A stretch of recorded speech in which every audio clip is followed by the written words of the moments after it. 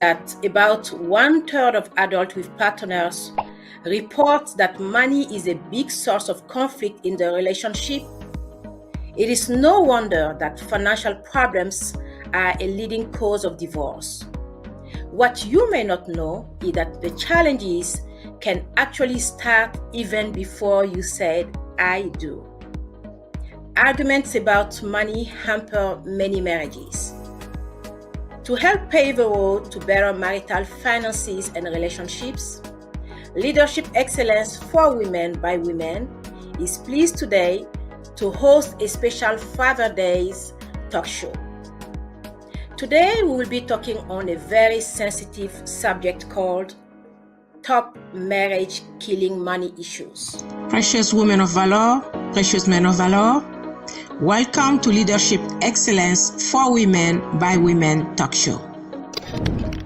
Connect, explore, transform, and uplift each others to reach their limitless possibilities. When did the domestic violence start in your marriage? Immediately. 93% of juvenile victims of sexual abuse is by people they know.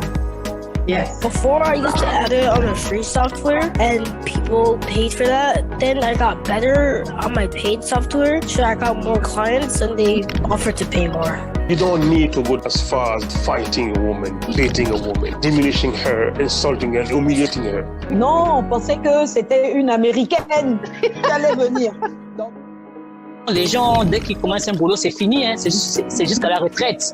Tu vois, ils ne cherchent pas à changer de boulot, ils ont peur. The testimonies, the stories are just amazing. Comment démystifier certains mythes sur l'augmentation de salaire et la promotion? Leadership Excellence for Women by Women.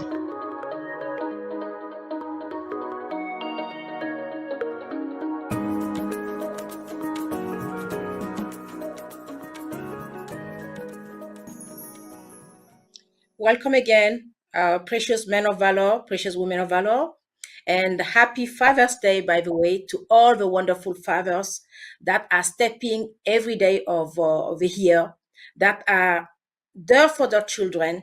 And also, we don't want to forget all the wonderful, precious women of valor that are also stepping up as father in the life of their children or other children in this world.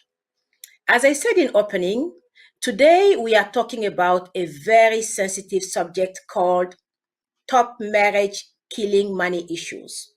And to discuss this, we have two special guests. We will start first with Miss Claudia Yanogo Bonkugu. She is from Woodbridge, Virginia. She's the program manager assistant for a nonprofit organization in Washington, D.C. that is called Housing Up. She has been married for 6 years now with a daughter and another on the way. Congratulations, Miss Nuria. thank you. Our second guest, and not the least, I really want to pause here to say that.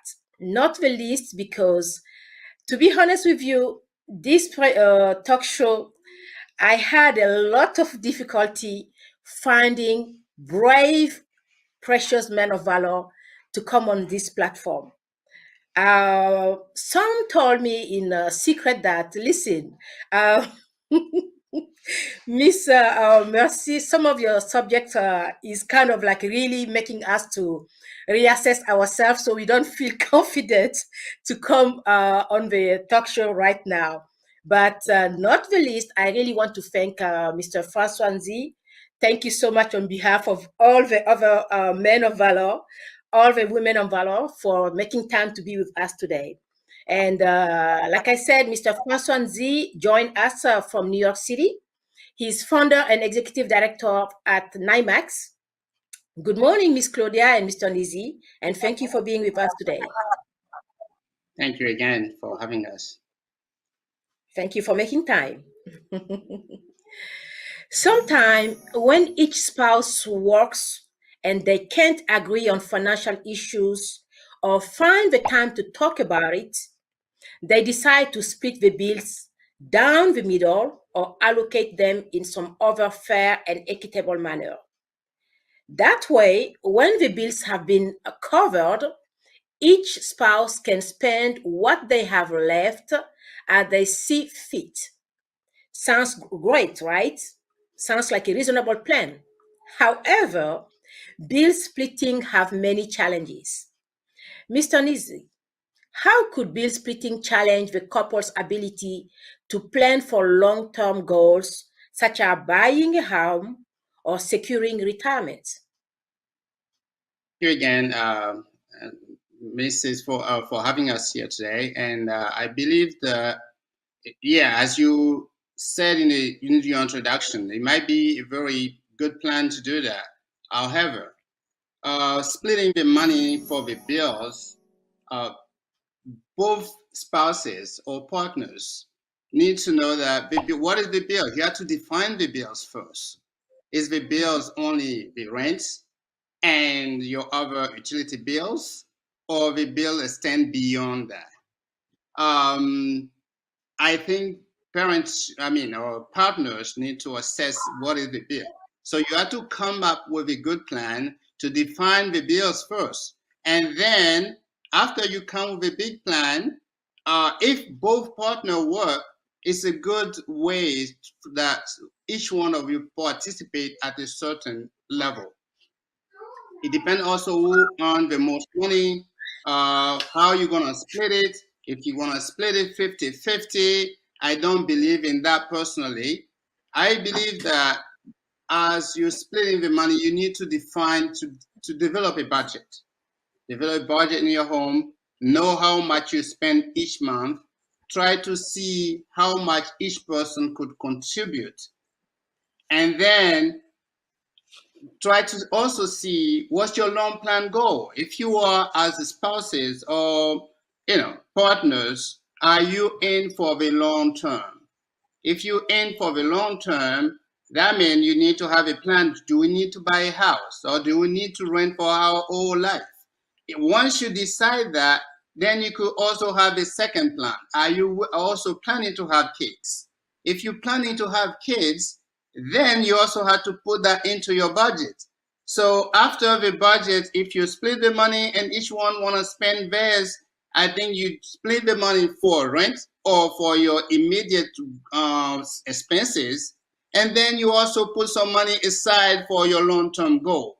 I believe that that's what should be the plan going forward, not just thinking about the immediate rent or the immediate expenses. That's if you think on the short term, that's where the problem comes. I think you need to plan in the long run, and if you do that, things will be okay. Yeah, I think I'll give the time for somebody else to also intervene on this subject, but that's my take on this. Wow, Msonzi, I love what you just said. And it's amazing how sometimes I wonder when I'm doing my talk show to see that the guests that I choose are the perfect guests matching the subject matter that I bring on the talk show. Some of the things that you said is actually about budgeting. And many people are not aware of that they need a budget. Whether you are single or married or retired, you need a budget to manage your money. And I'm glad that Mr. Nzi said this because it's kind of like an introduction to another talk show that I'm preparing in upcoming months to talk about budgeting, how to budget, and what do you need to put on each subsection of the budget. Because, like Mr. Nzi said, you have a big item, you have the item that are necessary in your day-to-day life, and you have what I call I want item that also need to be part of the budget. So thank you so much, Mr. Nzi, for just kind of like introducing our next talk show.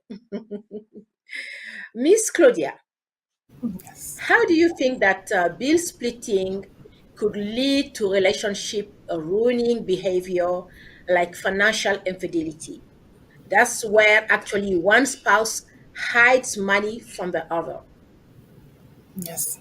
Um, Good afternoon again, Miss Poirier, and thank you for having us today in today's talk show. Really a pleasure to be here.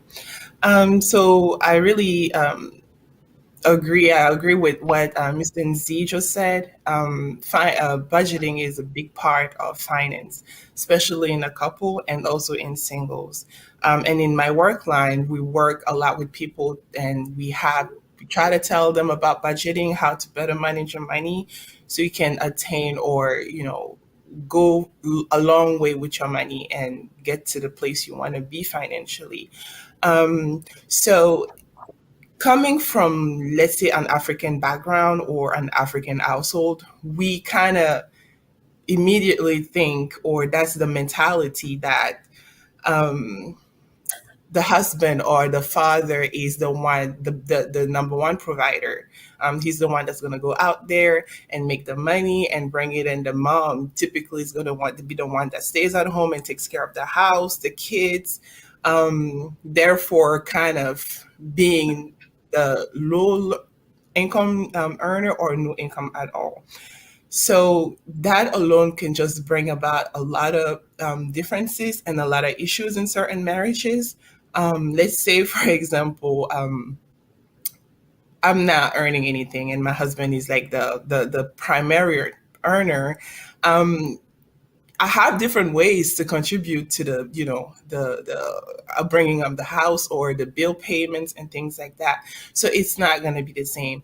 So that mentality is what we get from being back home or coming from back home. But we're here in the United States in a different total reality.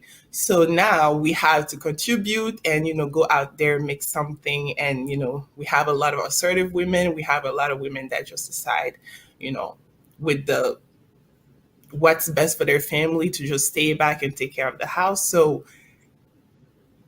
splitting the bill down to the middle will definitely depend on everybody's income and the way, communicating with your husband, communicating with your partner to see what's best for your family, what's best for your particular situation. It's not a one size fit all. Yeah. One person can participate 60%, the other one can participate 40%. And that will take care of the bills. And like he said, we need to define what bills and what are our long term goals, what are financial goals, especially financial goals, because that's something we don't really think about. A lot of couples just go on a day to day, just, paying bills, rent, electricity, utilities, and food. Um, and that's it. There is no planning, there's no long term financial responsibility or goal that is set aside to be like, okay, this is what we're doing with our money. $5 goes here, $1 goes here. We don't really have that set up in most of our African families. And that's really something that we need to work on, something that we need to kind of change a little bit. Now, the financial infidelity will come, let's say, if, for example, one, the lower earner spouse feels like they're contributing unequally, because we have to make sure that we're all happy in this relationship, right? And money is a big issue bringer. It's going to bring a lot of issues. So if I feel like I'm working a lot and I'm doing a lot outside and inside the house and not appreciated, or I'm contributing equally with you that's earning more than me, it's definitely going to bring conflicts. Let's say I think you have one of that coming down, or we're probably going to talk about that later on. If I'm the one that's taking care of the finances, I'm definitely going to hype up some kind of price so I can, be like, okay, you want to do this? Let's do this. I'll just try to. And right now, prices are going all over the place with inflation and all that. So that alone can bring, raise an eyebrow, be like, okay, this is not fair, because we're always thinking about fairness and things. This is not fair that you do this and I have to do extra work in the house or things like that, so that, we can make ends meet. But communication, I would say, is the number one thing. If you guys are on the same page, on the same level when it comes to your goals, especially, and where you want to be long term, you guys should be fine. Wow, this is amazing what you just said, Miss Nuria. And that is so true. One thing that I always emphasize during my talk show, yes, many of us, we are from different background. And the main focus where most of my talk show are going to work to is really the diaspora, because I always say it, we are a bridge between our native country and our host country. And to me, we are kind of like ambassador for both countries, and we should be able to take the best in each of those countries and become a blended, I would say, specimen that can educate, inform, and challenge others to do better. You just said something, Miss Nuria, that coming from African background, yes, today's talk show, it was intentional for me to bring people from the guests from the diaspora, because our reality with the reality in United States, where the three of us live currently, are different than the reality in our different countries. I haven't mentioned it earlier on, but Miss Nuria is from Burkina Faso, West Africa. Mr. Nizi from Ivory Coast, West Africa. I was born in Mali, West Africa, but I was blessed to live in different countries.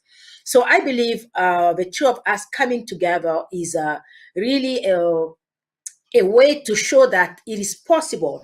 Though we are coming from a different background, we can be the best in this country, both for our native country and the country where we are living. So thank you so much again, Victor, for your great contribution so far.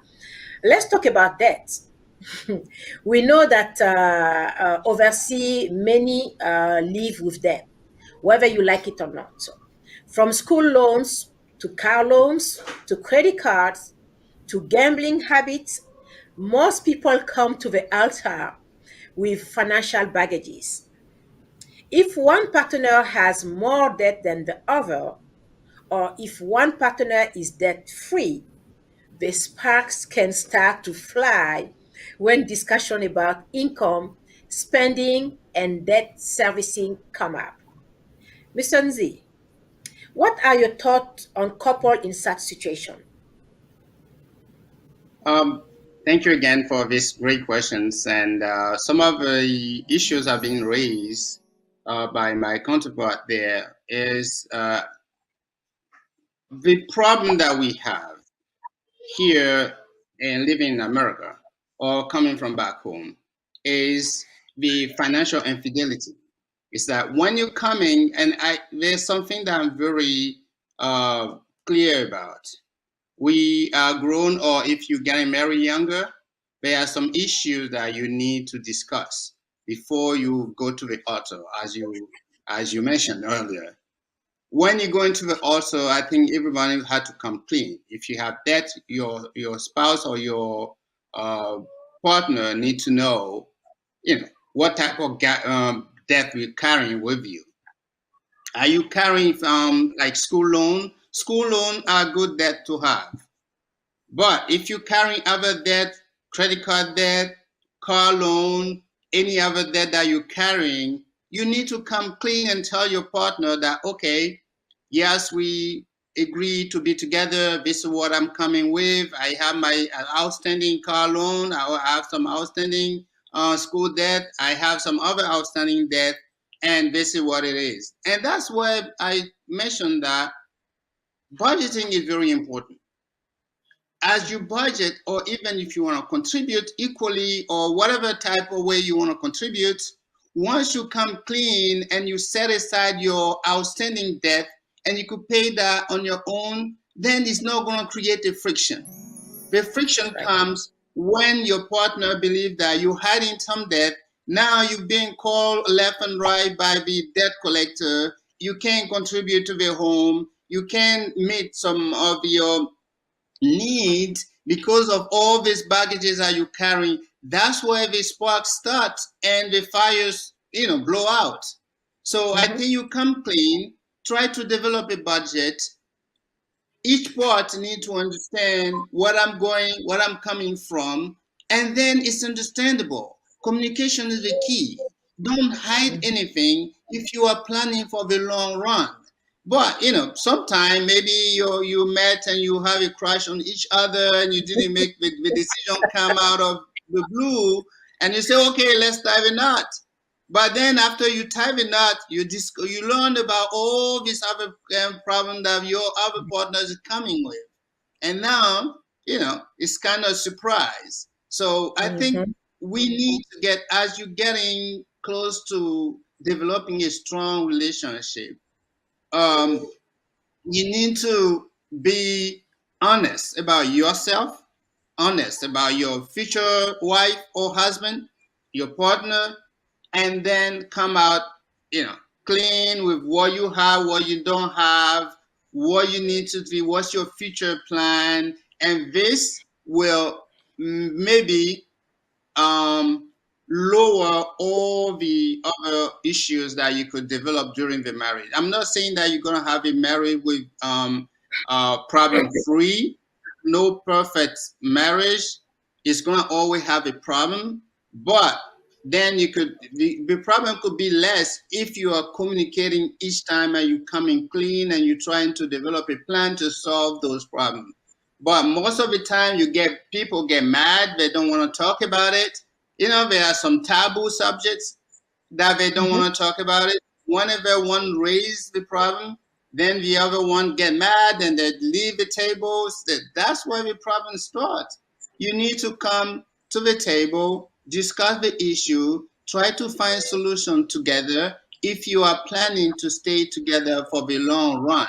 So those are my advice and those are my take on those, because I don't think that issues that we mostly couple faces don't come overnight. You to see the sign, and once you see the signs, you need to know that, okay, this is that we need to sit down and try to talk about it. But if you refuse to talk about it, that's where you're gonna have a problem coming. So hope that those take on this topic will educate some of the your audiences that will be listening to or watching to this talk show.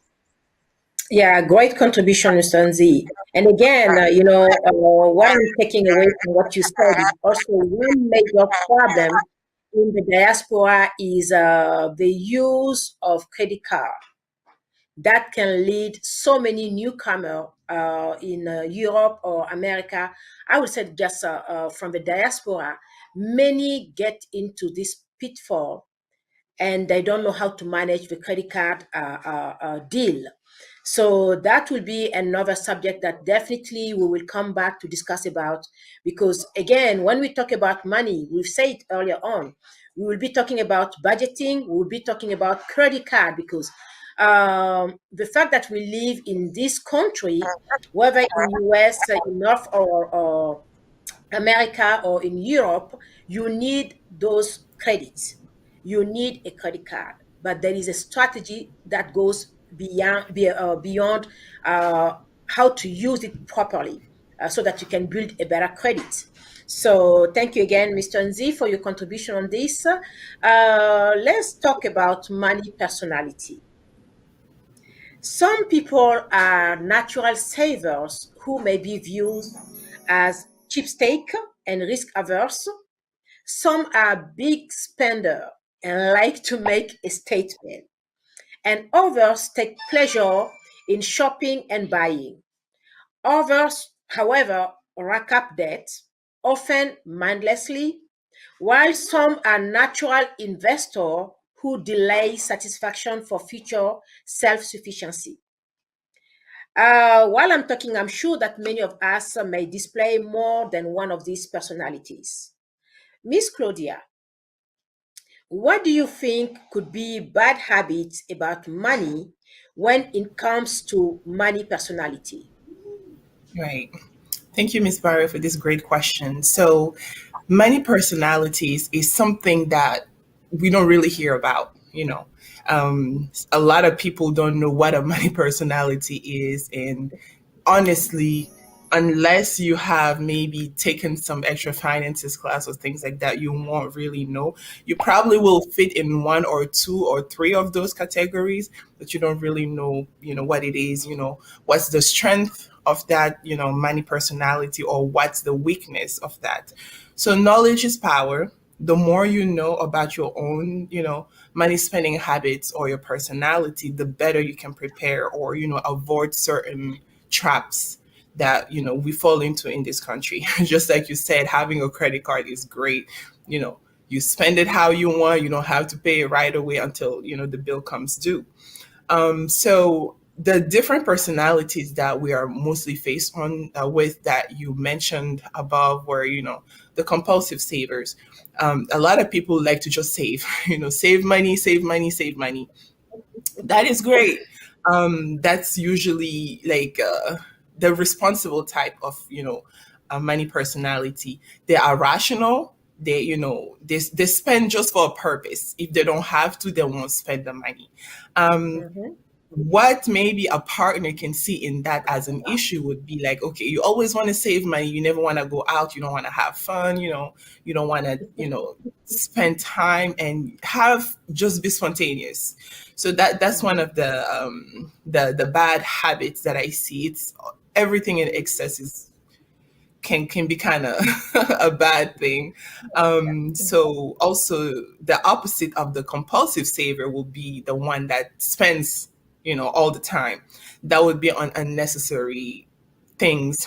Mostly that would be my wants versus my needs. So those Mm-hmm. people are emotional spenders. They seek immediate gratification instead of delaying it, like you mentioned. So that in a relationship, if you're paired with a compulsive saver, that right there is a recipe for disaster. If both of you guys are not on the same page, because one person is trying to save, whereas the other one sees it, as you just wasting time. We don't know what tomorrow is made of. Let's have fun right now with the money that we have. And that will bring you in a lot of, bad situations, especially Mm-hmm. you're spending and you don't know where you're going to get the extra money after you responsibly take care of what you need to take care of Yeah. that part of the your bad habit. And we have the money maker. So this person is focused on making money all the time, doesn't have time for no fun, doesn't have time for no family, doesn't have time for anything. Their main goal is to make more money, always and always. They'll do the extra work here, extra work there. They're trying to grow their wealth. And I guess they kind of like being financially successful and kind of like people knowing that they're financially successful. That's great. There's nothing bad with that because you have to assure the future of your kids. If you have someone, if you're planning on those, you have to make sure you're financially stable and you don't have to worry too much about money. Um, the issue with that too would be that you never have time. You're always working for the family that you're claiming to have and not spending time with your wife or spouse or with your kids, and that can bring little issues, the little talks about you're never there for the family and things like that because you're always at work. You're always working. um, and there's people that are kind of indifferent and not really worried about money. Those people usually they don't really think about money like that. They would say like, money is not important. Money is not my number one goal. It's not a big issue. We all know that you need money to kind of go certain miles. So those people will be like, well, we can take this decision, yeah, but I don't know why you're bringing money into the matter. It shouldn't matter. Mm-hmm. Just let's take the time right now and live the moment or whatever it is. Um, so having that, it just depends on the person that you face with and their intention, I guess. When it comes to being indifferent about money, I don't think you should be indifferent about money. It's a tool to get you to great places. It's a tool that you could use to make a difference, make some changes. We have people that like to save what you call it, like a combination of savers and spenders.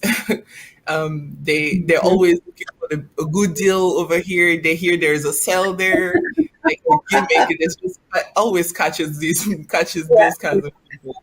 There's a sale. Okay, let's go. There's a sale there. You want to save the money, but then you want to spend it, so you're not really sure. So a lot of people fall into different categories. So Yes. not a one size fit all again, like I said. I can be, for example, a saver and a spender at the same time. It just, you need to balance. You need to be able Yeah. to balance so you can kind of enjoy making your money and, spending time with your family and all that. Um, Mhm.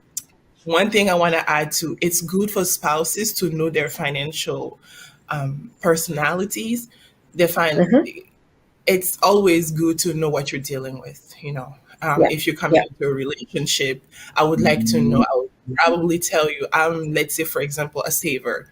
I Mhm. would like to know what kind of a person with money you are. Are you a saver like me, so we can kind of hold each other accountable for certain Mhm. situations?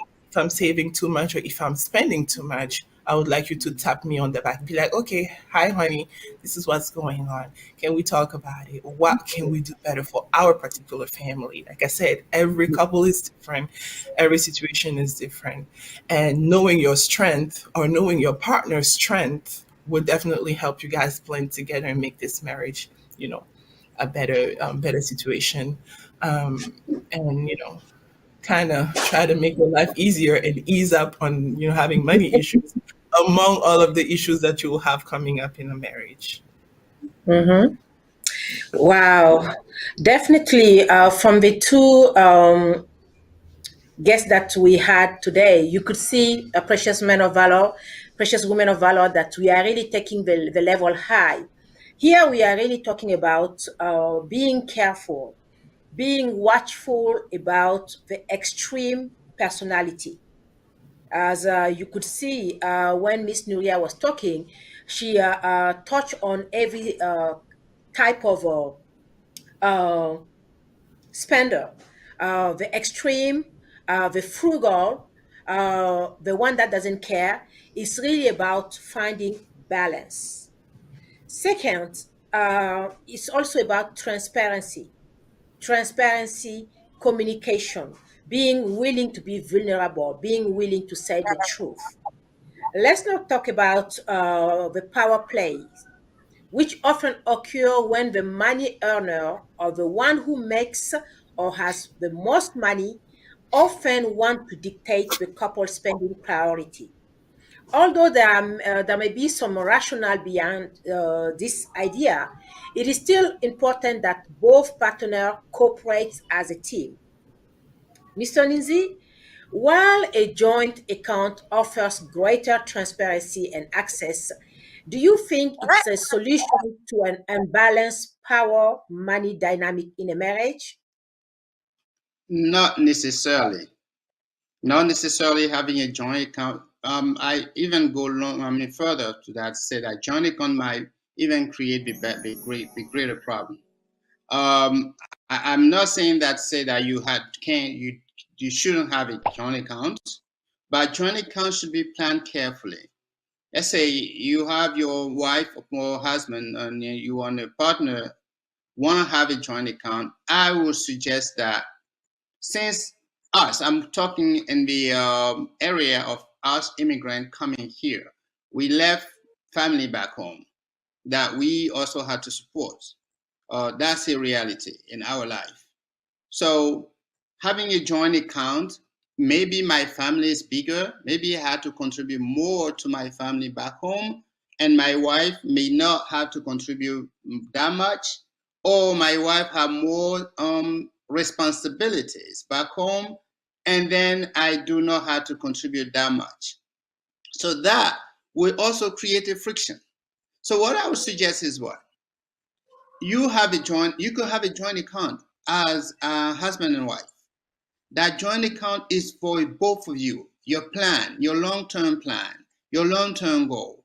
and each one of you also will have a separate account that they use to support their family back home. So if you come in and your parents need some other support, you don't come to your husband and every time ask him for more money to support, your relative back home. So you could do that on your own. Your partner, even or might be your top earner or even the lower earner, could even come to your support time to time. Okay, you're doing this, or your mom needs this, or your dad needs it, or your parents back home need this. Maybe I could help you a little bit with this. That is welcoming for your partner to have that. A joint account, like a plain joint account where nobody have a side account where they could rely on, is very dangerous, and it could create a lot of problems. So I would suggest, my suggestion is each person have their own account where they could rely on to do their side expenses, such as taking care of your sibling or parents that you left back home. And here you plan, as I mentioned earlier, we need to be stable here. If I'm not stable here, I cannot support anyone back home. So financial stability where you live is very crucial, because if you yourself are not stable, then you cannot support anybody else. Even your wife or your kids that you have here, you can't provide for them. And to avoid any type of friction, you need don't I call this type of the top money earner being dictating what we need to do with the money or doing this. If sometimes it could come be very abusive. I'm not gonna say name, but I have seen some example where the top earner try to dictate. I used to have, I have friends who is a very top, earner. At one point decided that, okay, tell his wife, okay, you don't need to work. I could take care of all the bills, and don't just sit home, just watch the kids, take them to school, do this and do this, do this. At a certain point, it started to be very abusive, where when the wife goes to the supermarket and come, okay, what are the change? If you buy even a gum, it will have to ask you, okay, why did you buy this? Why did you have to buy gums? And every single thing had to be accounted for. I think that become very abusive when you decide, okay, we have one joint account, and then the top money owners started now to be abusive and dictate every single thing, right? So my suggestion is avoid the plain joint account. You could have a joint account, but each one of you should have their own separate account on the side where they could rely on to do the other expenses that the other person doesn't even to know about. As women, you have stuff to take care of. You could buy, your makeups. You could buy, whatever you need to make yourself beautiful, right? You don't need to go every time you need to buy a makeup. You don't need to go to your husband to say, okay, I need to buy makeup. Can I take money from the account to do it? Those are problems. Yeah, you need to do those on your own. If there's a Mother Days, like last week, and you want to give a gift to your wife, or you go out and you see stuff that my wife might like this one, I want to buy for her. You don't need to take money from your joint account. You could do it on your own. Your wife will be very happy to have that, right? Or your wife goes out and sees something that say, my husband may like this stuff. I buy for him. You don't need to take money from your joint account to go do that. So that was my suggestion that I would give. Have a joint account, but for your long-term goal, your long-term plan. If you're saving for a house, if you're planning kids, if you're planning for whatever you're planning here, you need to have that. Outside of that, you have your own account, you take care of your own business, and you will save your marriage that way. Wow. Great input here. You talk about something that I really want to ask Miss Nuria, children. That could also be another marriage killing money issue. $233,610. That is the cost of raising a child to age 18 in the United States, according to U.S. Department of Agriculture report released in 2017. We are talking about 2017. That's much more than that today. Miss Claudia, if one partner cuts their hours, works from home, or leaves a career to raise children, like Mr. Nzi said, would this change marriage dynamics, assumption about retirement, lifestyle, and more? Mrs. Boadi, you're going to put me in some trouble here.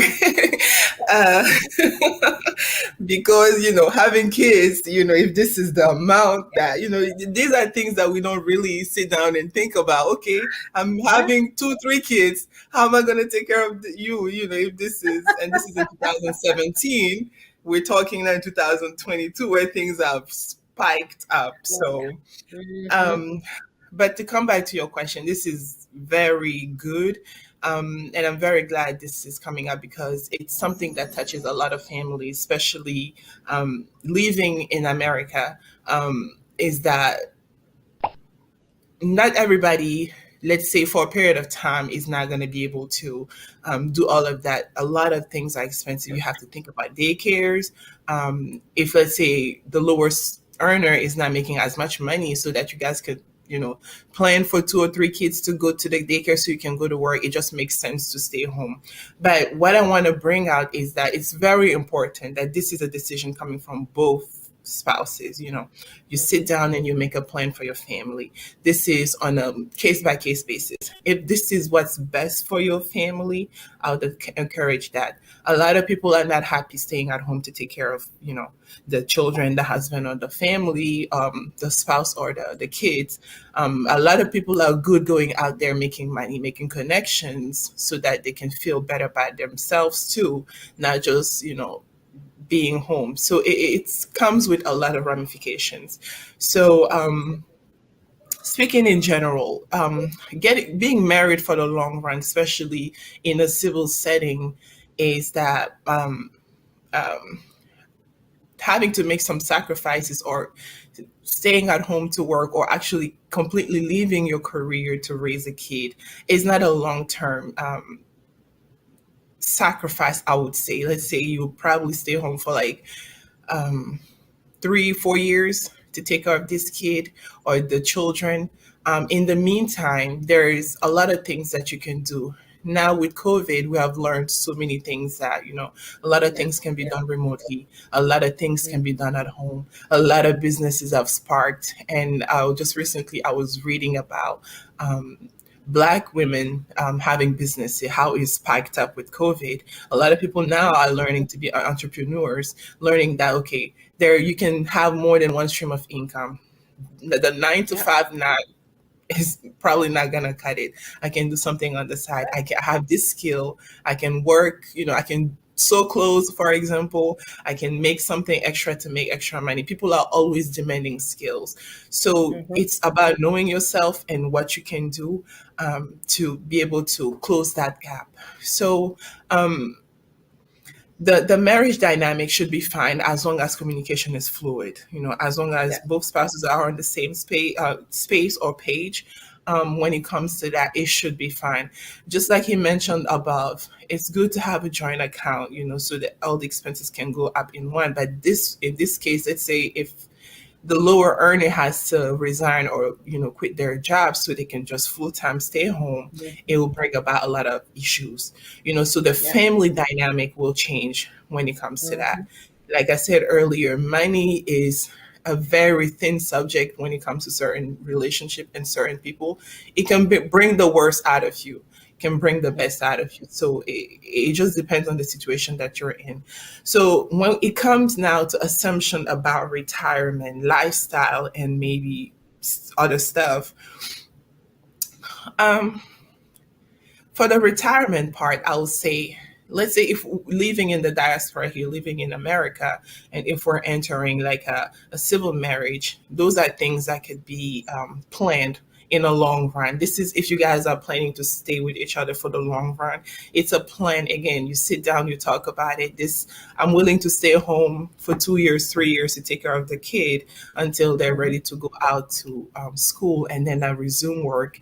In this meantime, this is like a planning situation. This is what's going to happen. That's how we're going to be planning our bills. This is what we're making. It's a we situation. Usually, when we get married back home, they're telling us to drop the I. It's a we situation now. So, this is we. True, you going out there, you're making the money, you're bringing it so we can pay the bills. I'm contributing another way. I'm staying home and I'm taking care of the kids. To no extent, that's an easy job for the stay-at-home moms out there. You guys are doing a great job. You know, it's that's a great contribution because you're talking about a kid. A kid is an investment. You just set it up like above. It's a lot of money to raise you, it's kind of an investment, true that you might not expect something back from that investment, but you're putting your money and your heart into raising these kids to be people of the world tomorrow, people that are trustworthy and people that can make a change for others in the future.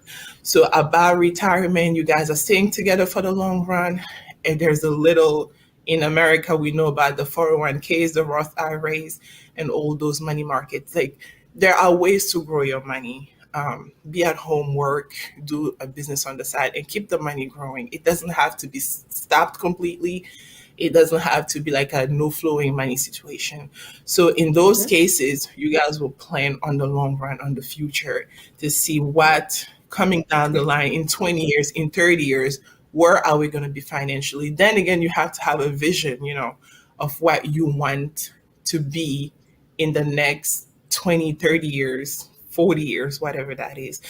It will bring a lot of lifestyle changes because it's now going to be a one income family, with maybe a family of 3 or 4, whatever it's going to be. So the lifestyle is definitely going to change. The money is not coming the way it's coming anymore. So that's when the budgeting that he was mentioning about will come into play. You definitely have money for paying the expensive. Other thing too that I like to say, a realistic budget has given or granted what you need to spend on, take care of the immediate stuff so you can have a roof over your head and be comfortable. But part of a budget is to have some kind of, what do you call it? A sense that you belong, a sense that be just realistic. True, I'm going to be working every day, but I can put some money aside, included in the budget. I'm going out to the restaurant with my family. I'm taking some time with my wife so we can go to dinner or we can go to the movies. All of that has to be included in the budget. And I think, it's a good place to put this thing in the budget so that a lot of marital issues when it comes to money will not take over, the big picture.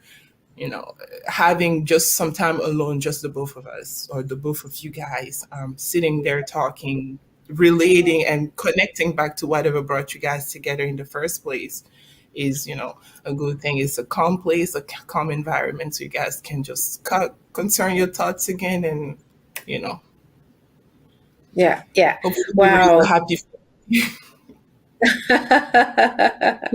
Thank you so much, Miss Nuria.